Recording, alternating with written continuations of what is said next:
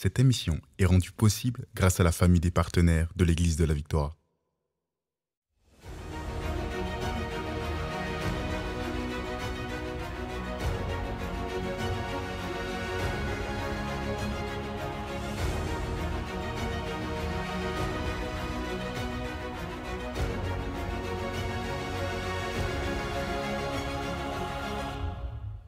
Bonjour tout le monde, bienvenue à l'émission Parole de foi. Ici le pasteur Joël Spinks, bienvenue parmi nous. On va passer du bon temps aujourd'hui dans la parole de Dieu. On continue dans notre étude biblique sur la paternité spirituelle et la bénédiction d'avoir un père. Gloire à Dieu.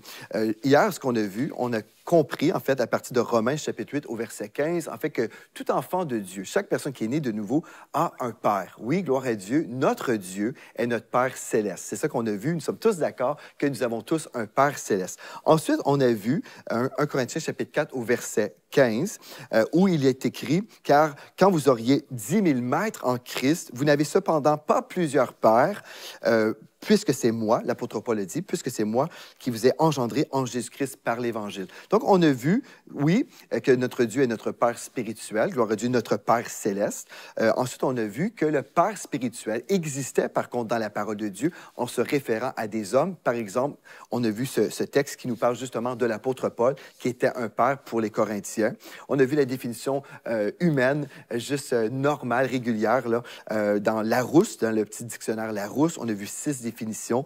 Donc, hier, si vous avez raté ça, je veux vraiment vous inviter. Vous ne voulez pas rater le début de cette série parce que je crois toute la série va être une source de bénédiction pour vous.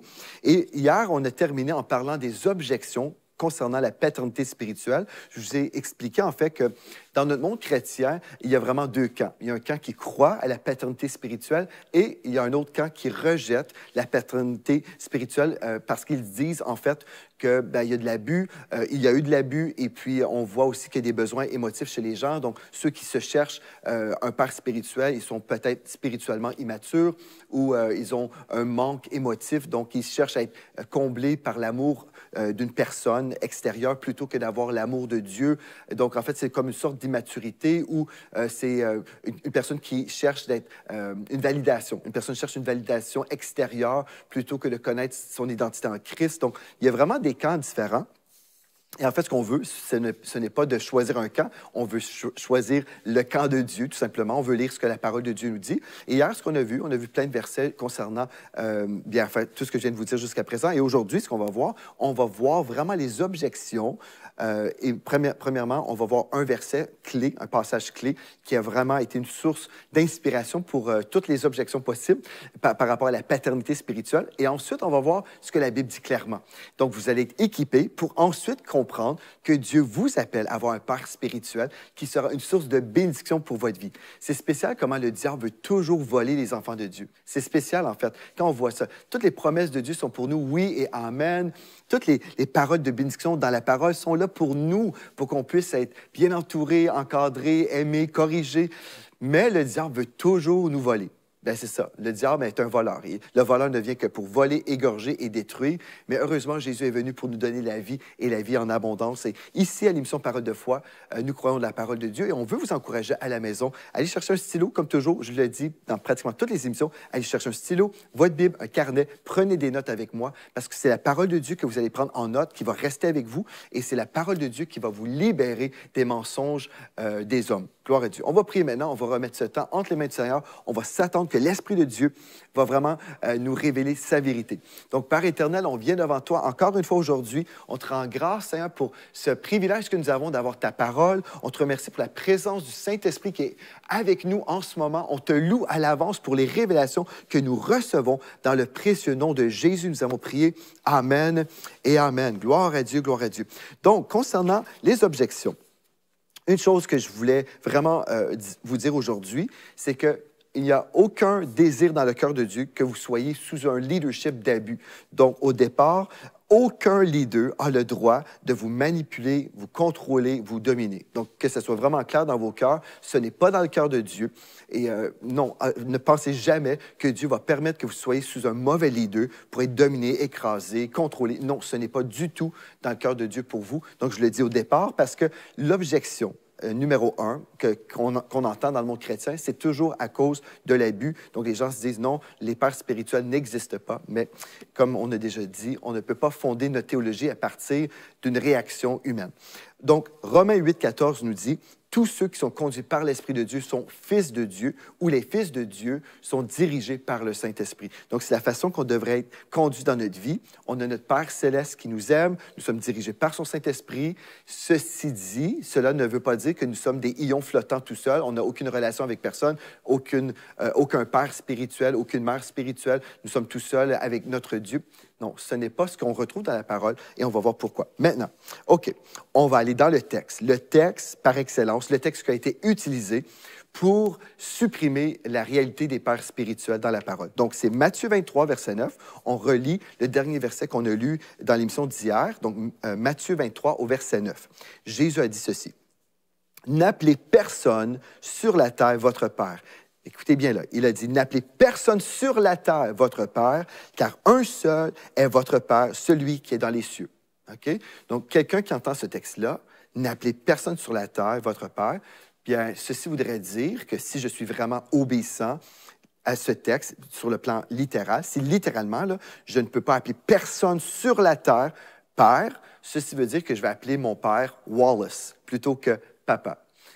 Ceci veut dire que les enfants n'ont pas le droit d'appeler leur père biologique papa. Ils devraient utiliser leur prénom ou je ne sais pas trop, mais on n'aurait pas le droit d'appeler, bref, aucun homme sur la terre. Le texte dit, n'appelez personne sur la terre votre père.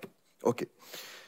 C'est vraiment intéressant, frères et sœurs, parce que des fois, on prend un texte comme ça et on ne pense pas, des fois, je ne sais pas comment on peut arriver à juste... Bien, je sais, c'est le diable veut toujours nous voler, donc il va amener un esprit d'égarement, on va être séduit, parce que si nous sommes séduits, on peut séduire toute une masse de personnes.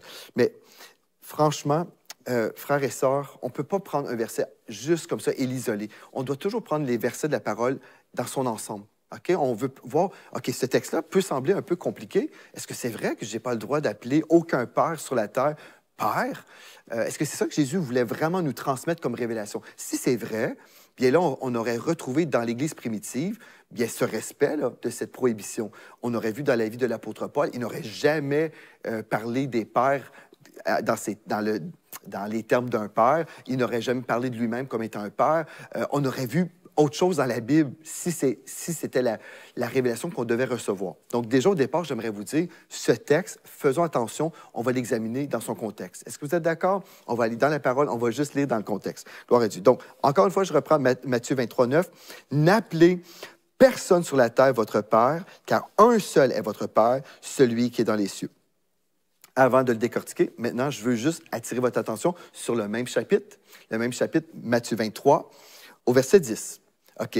Concernant le titre de directeur maintenant. Avez-vous déjà été dans une église où on disait on ne croit pas qu'on devrait appeler tel père spirituel un père? Donc, eux, ils sont contre cette désignation. OK? Mais dans cette même église, il va y avoir le directeur du ministère des enfants, le directeur de la louange, le directeur de ceci, de cela. OK. Mais dans le même texte, dans le même chapitre, pardon, au verset 10, nous lisons, Jésus a dit, ne vous faites pas appeler directeur, car un seul est votre directeur, le Christ. Frères et sœurs, on doit être cohérent. Donc, si on n'a pas le droit d'utiliser le mot père, jamais sur la terre, bien, on ne devrait pas utiliser le mot directeur parce que c'est dans le même chapitre. OK. Donc, Matthieu 23, 10, encore, ne vous faites pas appeler directeur, car un seul est votre directeur, le Christ. OK. Ceux qui s'opposent à l'enseignement de la paternité spirituelle s'opposent rarement à l'existence de directeur, du titre de directeur dans les églises. Pourtant, l'interdiction de nommer un directeur est mentionnée dans ce même chapitre.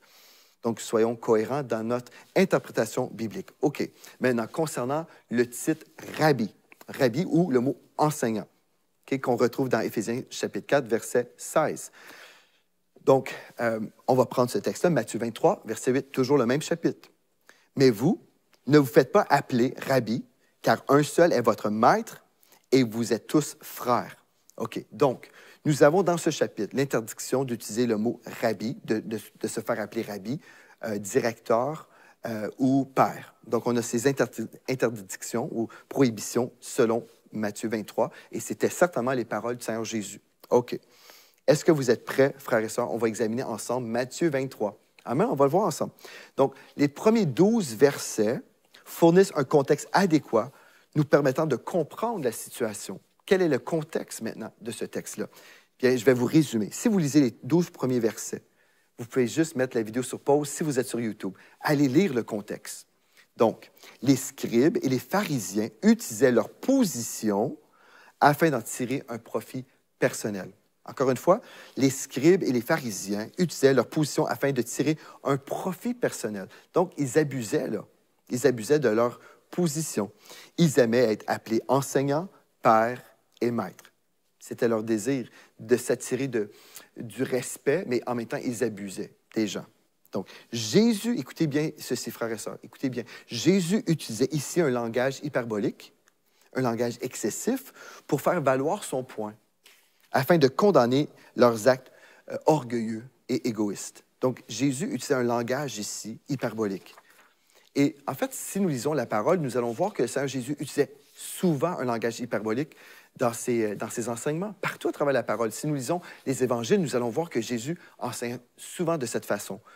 Et on doit comprendre le contexte, on doit comprendre la façon que Jésus enseignait. Et on va voir plein de versets maintenant, après, qui vont confirmer ce que je suis en train de vous dire. Par exemple, on va aller ensemble dans Matthieu 18 au verset 9. Matthieu 18 au verset 19. Jésus a dit, « Si ton œil est pour toi une occasion de chute, arrache-le et jette-le loin de toi. » Vous avez déjà entendu parler de ce texte-là. « Si ton œil est pour toi une occasion de chute, arrache-le et jette-le loin de toi. Mieux vaut pour entrer dans la vie n'ayant qu'un œil que d'avoir 2 yeux et d'être jeté dans les feux de la géhenne. » OK, donc, gloire à Dieu. Est-ce que vous suivez jusqu'à présent? Est-ce que vous me suivez, frères et sœurs?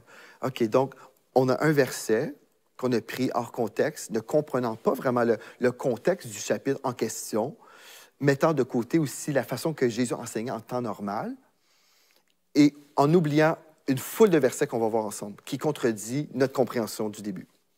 Donc, revenons au verset en question. Matthieu 23, verset 8. Jésus dit, « Ne vous faites pas appeler Rabbi, car un seul est votre maître, et vous êtes tous frères. » Donc, ça, c'est le verset par rapport au titre d'enseignant.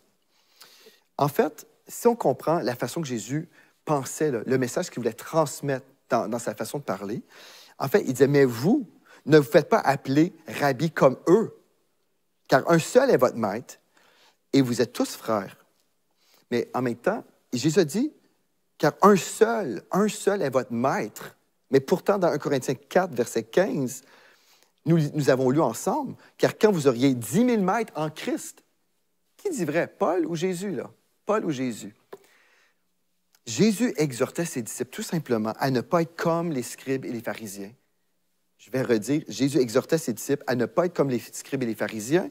Ses disciples devaient choisir qui serait leur maître. En fait, ils devaient choisir le Père céleste comme étant leur maître et ne pas choisir ces hommes orgueilleux comme étant leur maître. Donc, il disait, ne soyez pas comme eux. En gros, Jésus est en train de dire, ne vous appelez pas Père comme eux le font. Ne soyez pas des enseignants comme eux. Ne soyez pas comme eux. Ne soyez pas des hypocrites comme eux. Jésus parlait comme ça. Il enseignait tout simplement, ne soyez pas comme eux. Mais on a pris ce texte-là et on l'a isolé et on a dit, bon, dorénavant, on devrait juste comprendre que la paternité spirituelle n'existe pas. Soyons cohérents, soyons cohérents, frères et sœurs. Est-ce que Matthieu 23, verset 8 est une prohibition universelle de l'utilisation du nom rabbi ou enseignant? Est-ce que ce verset-là, Matthieu 23, verset 8, est-ce que Jésus a défendu l'emploi du mot rabbi?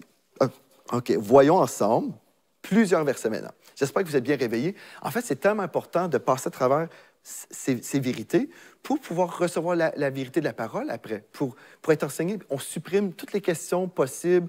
Après, on peut recevoir la parole de Dieu. Il n'y a pas plein de cailloux. On n'a pas de doute. On n'est pas en questionnement. On fait juste recevoir la parole avec un cœur pur et puis voilà, on peut avancer. Mais si on a cru plein de mensonges, bien, il peut y avoir de la rébellion dans nos cœurs aussi et on se dit non, c'est pas vrai, la paternité spirituelle n'existe pas. Bon, je vous pose la question, est-ce que Matthieu 23, verset 8 est une prohibition universelle, éternelle de l'utilisation du nom rabbi? Non. Pourquoi? Bien, les disciples appelaient Jésus rabbi. Les disciples, Seigneur Jésus, appelaient Jésus rabbi. Matthieu 26, verset 25, Judas appelait Jésus Rabbi. Dans Marc 9, verset 5, Pierre appelait Jésus Rabbi. Jean 1, verset 49, Nathanaël appelait Jésus Rabbi.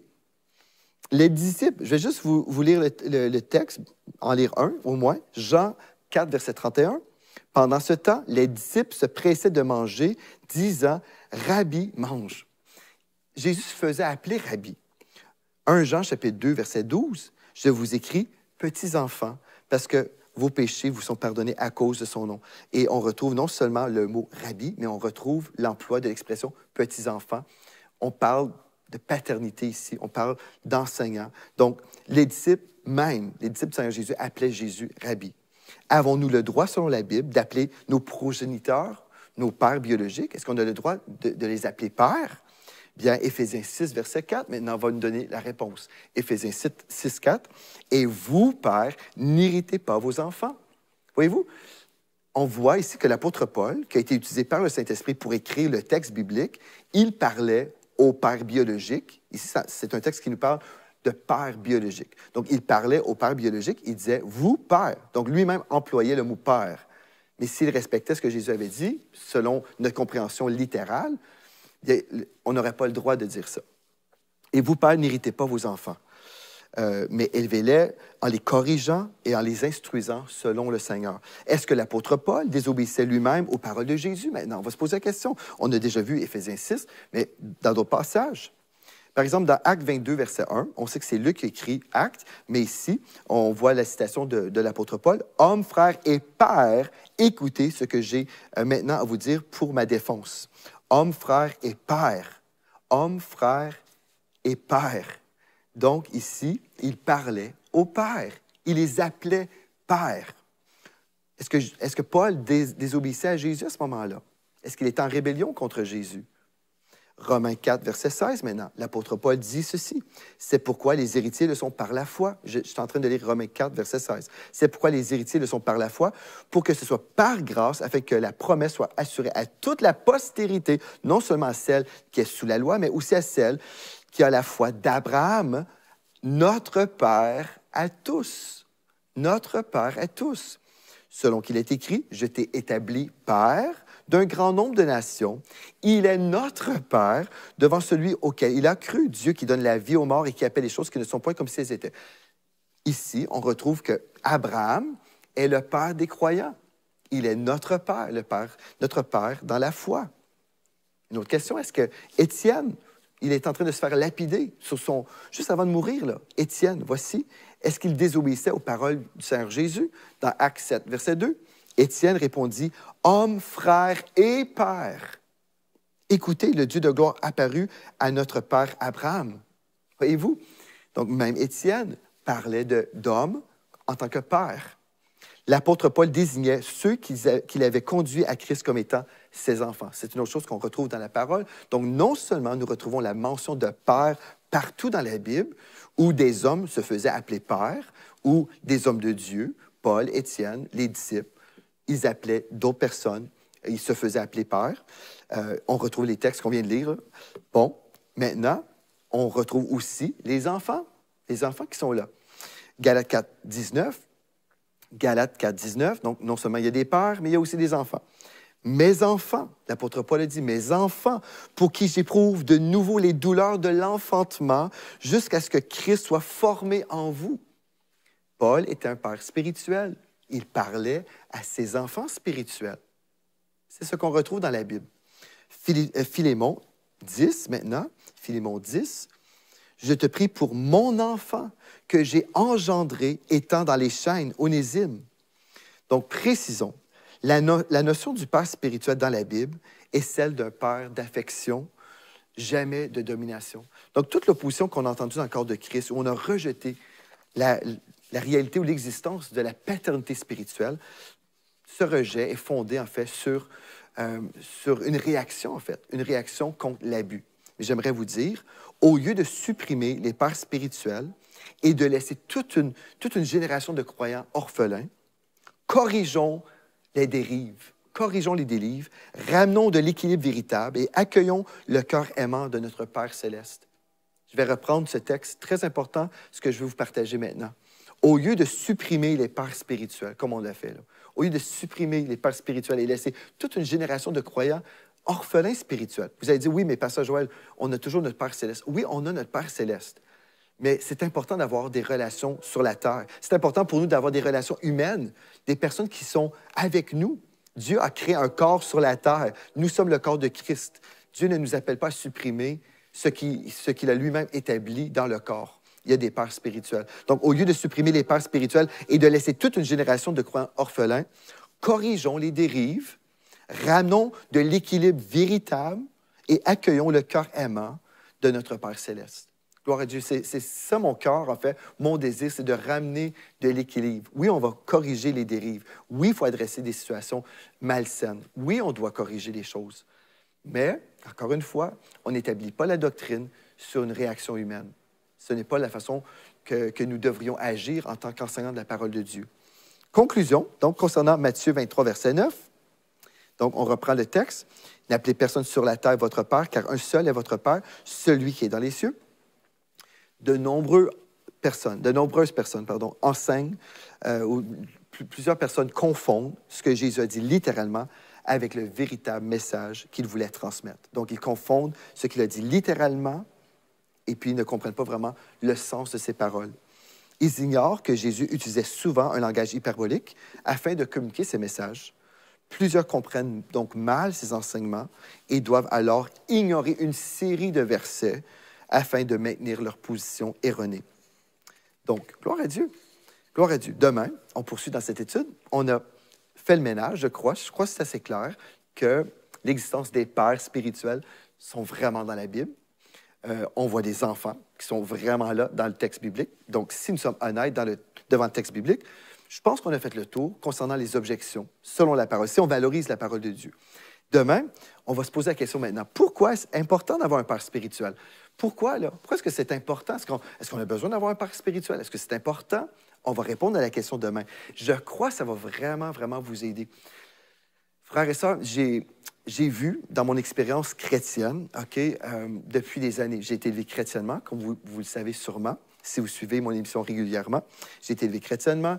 J'ai été à l'Église dès la première semaine de ma naissance. Ma mère m'a couché et le dimanche suivant, j'étais à l'Église. J'ai grandi toute ma vie à l'Église. J'ai vu une foule de chrétiens grandir dans les voies de Dieu, devenir matures. J'ai vu plusieurs chrétiens aussi être spirituellement maigres, ne pas avoir des bonnes relations, ne pas être bien encadrés, ne pas grandir dans les voies de Dieu selon la parole. J'ai vu toute une génération de chrétiens amaigris, dans la tristesse aussi. Beaucoup de chrétiens tristes, n'ayant pas de point de repère, pas de parents spirituels, être en quête toute leur vie, essayant de trouver leur place dans l'Église. Et pourtant, s'ils avaient simplement compris que Dieu les avait dirigés dans une maison spirituelle, qui était en fait leur famille spirituelle, avec des parents spirituels, où ils pouvaient s'enraciner dans la parole, grandir, être aimés, où les autorités spirituelles pouvaient discerner sur leur vie les choses dans leur vie, les bonnes choses, les dons, les talents, puis en même temps avoir des conseils de protection pour éviter des détours. Je crois vraiment qu'on aurait vu beaucoup plus de fruits dans l'Église locale. Mais ma foi est relâchée aujourd'hui que vraiment plusieurs personnes qui seront exposées à cet enseignement, qui vont recevoir l'enseignement véritablement avec le cœur que je vous livre. Mon cœur, c'est un cœur rempli d'amour pour l'Église avec un grand E. Mon cœur, ce n'est pas de mépriser personne qui enseigne le contraire de ce que je vous dis. Mais ma prière, c'est qu'on puisse tous revenir à la parole de Dieu, qu'on puisse croire ce que la parole de Dieu dit pour l'expérimenter. Demain, comme je vous dis, pourquoi est-ce que c'est important d'avoir un père spirituel? Et on va voir plusieurs choses ensemble. Et si vous connaissez des gens qui souffrent dans leur vie chrétienne en ce moment, j'aimerais vous inviter, déjà, vous pouvez prendre la décision, bien, vous allez être là avec moi tout au long de cette série, mais invitez vos amis aussi qui sont peut-être en besoin d'un père spirituel. Ils vont peut-être comprendre que leur pasteur, c'est justement leur père en ce moment. Ils vont peut-être comprendre des choses qu'ils doivent comprendre. Donc, je vais prier avec vous en terminant. Père éternel, je veux te remercier pour l'esprit de révélation qui est dans la vie de mes frères et de mes sœurs en ce moment. Je te remercie parce que cette série va leur faire beaucoup de bien. Je déclare à l'avance, ils vont grandir dans tes voies, ils vont recevoir la guérison dans leur cœur, ils vont discerner leur père spirituel. Ils vont avancer avec foi dans l'amour, dans l'honneur. Et je déclare, Seigneur Dieu, ils seront vraiment dans une expérience de bénédiction à tous les niveaux dans leur vie. Gloire à Dieu. Bien, merci d'avoir été avec moi aujourd'hui. D'ici à demain, rappelez-vous de ceci. En Jésus, vous êtes richement bénis. Vous êtes bénis par les messages révolutionnaires de l'Église de la Victoire. Prenez part à cette œuvre qui transforme des milliers de foyers en visitant dès aujourd'hui semer.ca. Devenez un partenaire mensuel ou un bâtisseur ou paramétrez vos dons de façon automatique en toute discrétion et sécurité. 100% de ce que vous semez sert à annoncer l'Évangile. Merci de croire avec nous. Semer.ca